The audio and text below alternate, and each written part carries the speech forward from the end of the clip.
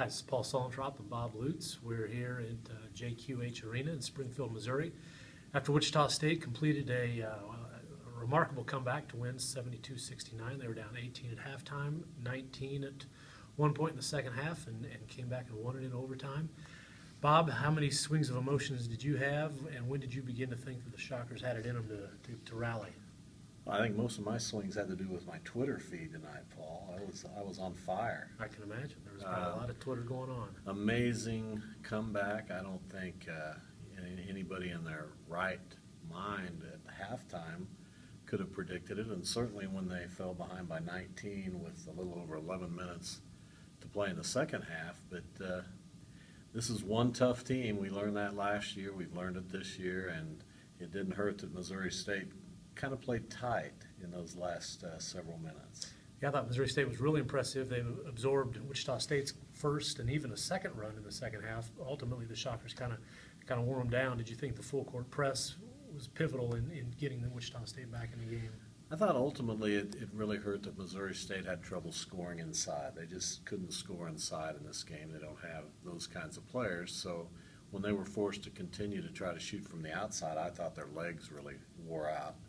And Wichita State had a lot of energy. They played, those guys, a lot of guys played 40-plus minutes tonight for Wichita State. I would dare say that you'd have to go back a long time, even in an overtime game, to find a guy that played 40 minutes. But 3 Shockers did tonight, and they held up. Does this restore your faith in the Valley a little bit? The Bears look pretty good. I put that out there on Twitter. I said I'm so happy to see a competitive game, and some Shocker fans took offense to that. I'm not a fan. I'm a guy that loves covering college basketball, and it was good to see Missouri State be competitive in this game, more than competitive. This was a knockdown, drag-out game. I hope we see some more of these in the Valley. Yeah, I mean, this is a good basketball program, a great arena, and the Valley needs this basketball program to do well. I think it was a nice sign, and ultimately, the stronger the Valley is, the better it is for Wichita State. The concern tonight, I think, has to be Wichita State's bench. You know, like you said, they rode those starters really hard in the second half. It didn't appear Greg Marshall had much trust in some of those bench guys. You know, they can't probably go the whole season with that. How does Wichita State get some of that turned around? Well, they can put the guys on the bench in games that they're leading or that are close. But when you're down that much, you can't afford to have guys out there who can't score. And unfortunately for the Shockers, no one on this bench has proven to be a very consistent scorer, so they had to leave guys out there, Baker, Van Vliet, Early, guys who are proven scorers. They had to ride them as hard as they could tonight.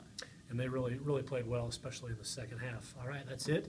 6th largest comeback that the Valley has on record tonight for Wichita State. Just quite a remarkable evening for the Shockers. They win at 72-69. They are 17-0, and Greg Marshall passed Gene Smithson. It's his 156th win, and he is now second on WSU's career list. That's a lot of information right there. There you go. From JQH Arena, it's Paul Suellentrop and Bob Lutz for the Wichita Eagle. Thanks.